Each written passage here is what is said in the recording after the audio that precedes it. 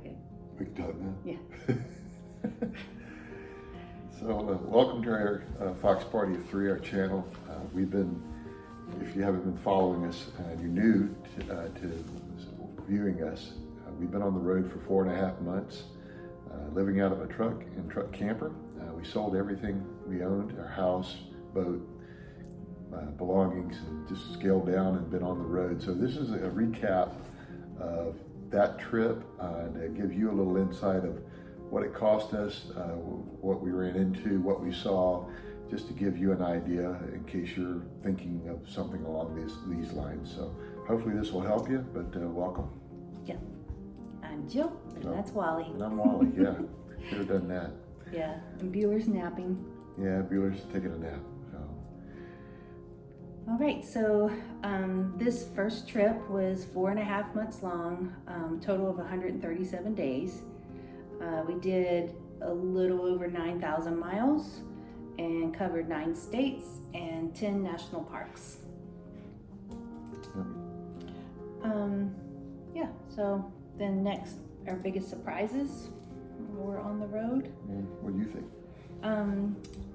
How nice everybody is out there. People that you meet, you have so much in common with the travel, and you talk about places you've been, places you're going, and you just build that bond, and just everybody is so nice and welcoming. That was very refreshing. The other surprise was how well we can live this lifestyle, and how well we meshed into it right off the bat. He's retired military, so therefore I've been a military wife, and we run a tight ship.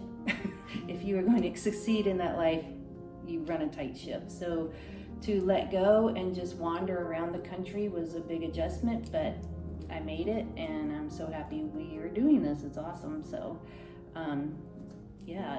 that was a big surprise, was adjusting to that, and then how well I did, and how rewarding this lifestyle is for me personally, for us. Yeah, I agree. It took Jill, I was a little bit more into it right away.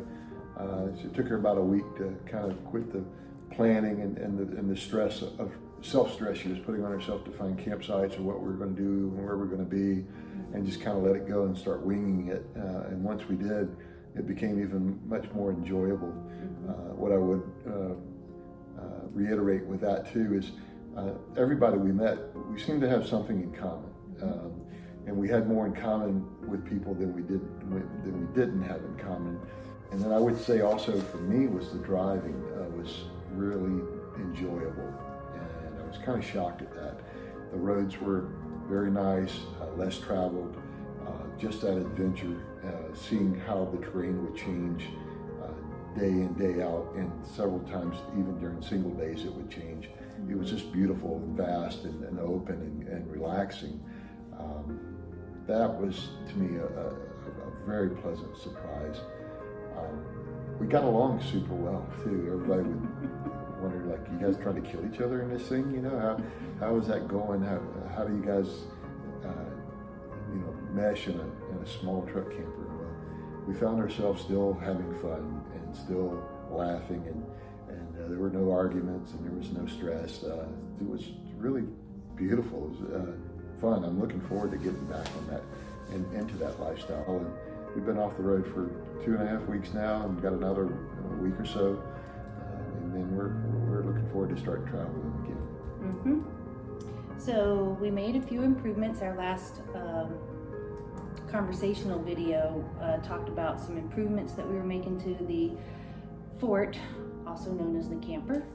And so one thing we did was for the kitchen faucet, we added a touch faucet, so all I have to do is touch it anywhere on the faucet, and the water will turn on.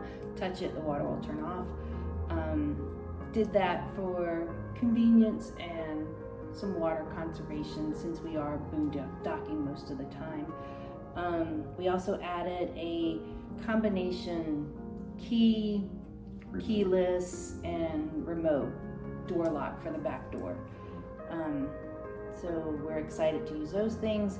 And then the hitch Yeah, and then I added a 4-inch riser on that front hitch to give me a little more ground clearance when we're off-road. So that was a pretty simple thing, just an adapter 4-inch riser, and I think it's going to work well. I will be watching my temperature gauges on. I didn't have any airflow issues with the bike up front, even when we were very hot climates, 107 degrees in Texas. It will raise the bike up slightly, so I will be keeping an eye on that, but hopefully it works, and if it does, it's going to give me better ground clearance. So that'll be one less stress we have to worry about when we're off-road and going into ravines and out of ravines. Try to pick your angles, but this should help that. Yeah. And then one change we made, we had installed a WeBoost, and we just did not find that that was working for us in a way that made it Worth keeping it. Yeah. Yeah. So we did remove that. We did get a Garmin InReach, so when we are completely off grid and don't have service, we can still use that to get in touch with family, let them know where we are, and then it's also good for us to use out on the trail, so you can do an SOS if there's any kind of trouble, and you can have help on the way. And watch the weather. You know, that's about a $500 or $600 expenditure for that Garmin InReach for the nicer unit, and it's got topo maps that you don't have to download. They are satellite fed, so it's a backup system to your navigation or your hiking, anything you're doing. And so I think that definitely for us, it outweighed the WeBoost system, which sometimes I would get a half a bar, maybe a 1 bar better, but a lot of times it didn't even. I had to be right next to the antenna inside the cab. So for us, we did it, installed it like the direction said. It just we just found it didn't work that great for us. So yeah, that's just one less thing to worry with. Right. So now we'll get into the nitty gritty. The stuff probably most everybody wants to know is the money. So without getting too deep into our personal details, we can share about isms with you. So like I said, we went about 9,000 plus miles. The way that we averaged that out is about 9 plus miles per gallon. And the average cost was about $4 per gallon. To back up, when we first started this lifestyle, we did set a budget, and Wally kept the math simple. He was like, $1,000 for camping, per month. This is per month. Yeah, per month. $1,000 for camping, $1,000 for gas, $1,000 for food, $1,000 for fun. Yeah. So just to give us kind of a parameter. It's like 500 fun, 500 miscellaneous. So I just kind of threw all that in because the miscellaneous usually was fun. And everybody's budget is going to be different depending on what you got going on and what you want to do. So with that said, this was for us. And one thing that won't change is your groceries. You're going to eat groceries whatever you do. But you may eat out less. You may eat less expensively than others. So, but your grocery bill is going to be common. That's going to be your fuel bills, your camping cost, and your fund expenditures. That's going to be kind of where you really need to concentrate your budget on. Right. So, in those 137 days, we had about $4,000 of gas in spending, about $1,000 in camping, and this is where we had a lot of expenditure, was the food. Yeah, we ate well. So, about $4,500 in grocery bills, dining out about $3,000, and supplies, which would include laundry, dump fees when we had to pay them, washing the RV if we did that. Trying to find my notes. Filters for the water systems. RV supplies like water filters, RV toilet paper, pods. propane, dog stuff, fishing licenses and supplies, and an oil change as well. So the supplies was at $1,700 about there, and then the miscellaneous was, which includes all kinds of fun, gifts for grandkids, fun and entertainment, tours, fishing trip. Vegas. Bad night in Vegas. Yeah. I had tickets to a show, which was amazing, I spent a lot at the crab stable. and excursions and museums, things like that. Fishing trip at Glacier. So that was about $3,300. So all of that we did, when you add it all together and you divide it by that 4.5 months, we were under that $4,000 budget. So We did see the food was more expensive and camping was a lot less expensive. We boondocked most everywhere we went. with all that said, as far as gas is concerned, we, it was what it was, and so we paid as much as $5.45 per gallon on this trip, and as little as $2.75 per gallon. And then And I have a gas truck and not a diesel, so that's why I was getting a little bit maybe less mileage than you'd think I would. And our rig's about 14,000 pound total, so we're a heavy, big rig going down the road, and we're 13 foot tall. But I set the cruise at 61. Found that was very convenient, very very fuel efficient for what we were doing, and that seemed to work really well for us. But all in all, we stayed on budget. We did it, and we had fun. We ate well. We did anything we wanted to do. Yep. You can do it a lot cheaper. You can stay places a lot longer without having to get on the road. We would get on the road whenever we felt the need to go. When we get bored, sometimes it would be one night. Sometimes we would stay 4, 5, 6 nights. The only thing we probably would do different would maybe stay a little longer in some of these places, that we really liked. Yeah, I feel like we were excited to see so much, and so we would go on to the next spot. This next time around, I would like to slow down a little bit more and maybe stay just another night, but we were rolling. We did move. Yeah. We covered, like I said, those 9 states. 9,000 miles.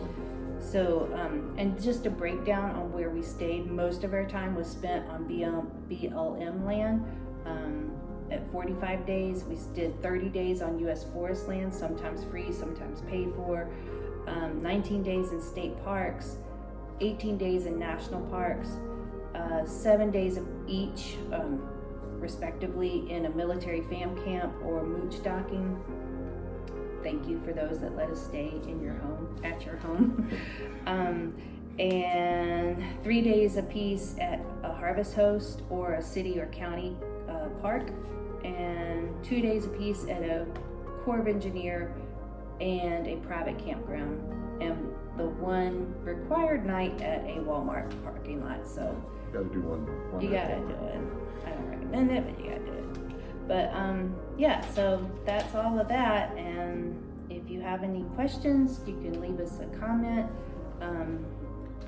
If you're heading out west, there is a ton of free camping. Don't worry about it. You don't feel like you need to make reservations.